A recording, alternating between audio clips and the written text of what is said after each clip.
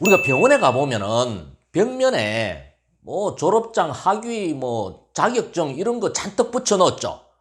왜 그렇게 하나요? 환자에게 신뢰를 얻기 위해서, 환자가 안심하고 몸을 맡길 수 있도록 하기 위해서 그렇게 해놓은 거예요.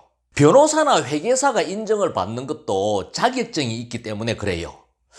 우리나라에서 공인된 국가 자격증만 하더라도 500개가 훨씬 넘어요. 그리고 민간 자격증은 수천 개가 돼요. 왜 사람들이 이 자격증을 따려고 노력을 하느냐? 이 자격증을 가지면 사회적인 평가가 달라지기 때문에 그래요.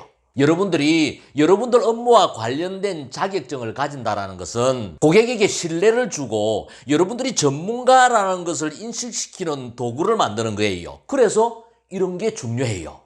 두 번째는 업무 지식이에요.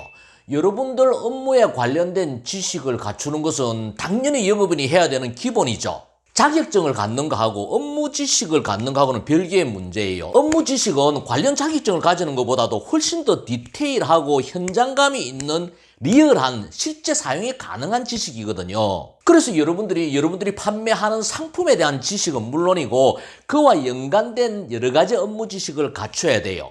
예를 들어서 여러분들이 주방용품을 판매하는 영업사원이라면 요리에 관련된 지식도 알아야 되겠죠. 건강식품을 판매하는 영업인이라면 그 건강식품의 효용뿐만 아니라 건강에 대한 제반 지식도 알아야 되겠죠. 보험상품을 판매한다면 금융상품에 대한 지식들도 당연히 알아야겠죠. 더 나아가서 경쟁사의 상품에 대해서도 알아야 될 거고 업계의 동향에 대해서도 여러분들이 충분히 알아야만이 고객에게 제대로 된 컨설팅을 해줄 수가 있는 거예요. 요즘은 인터넷 시대가 되어서 고객도 마음만 먹으면 충분한 지식을 습득을 할 수가 있어요.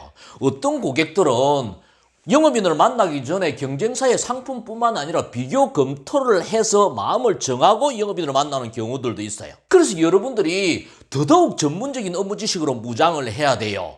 그리고 흩어져 있는 지식들을 융합을 해서 여러분들만의 설득력 있는 논리를 만들어야 돼요. 그래야 고객이 여러분들을 전문가로 인정을 해줄 거예요. 세 번째는 제반 지식과 상식이에요. 세상이 정말 빠르게 변해요. 세상이 변하는 것만큼 지식도 변하고 상식도 변해요.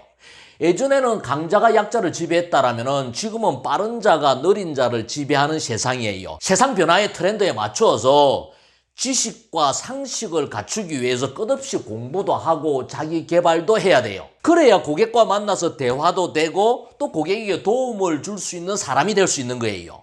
네 번째는 고객 응대 지식이에요.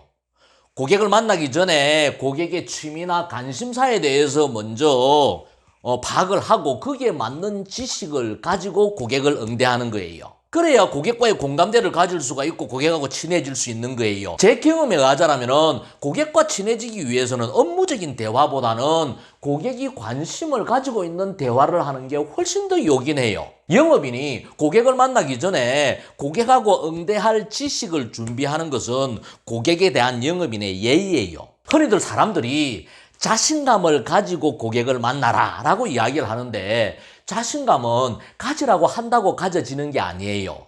진정한 자신감은 실력에서 나오는 거예요. 또한 그 실력은 지식에서 나오는 거예요. 그래서 이 지식 자본은 최상위 1%의 영업인이 되기 위해서 꼭 필요한 조건이기 때문에 끝없이 공부하고 자기 개발을 해야 합니다.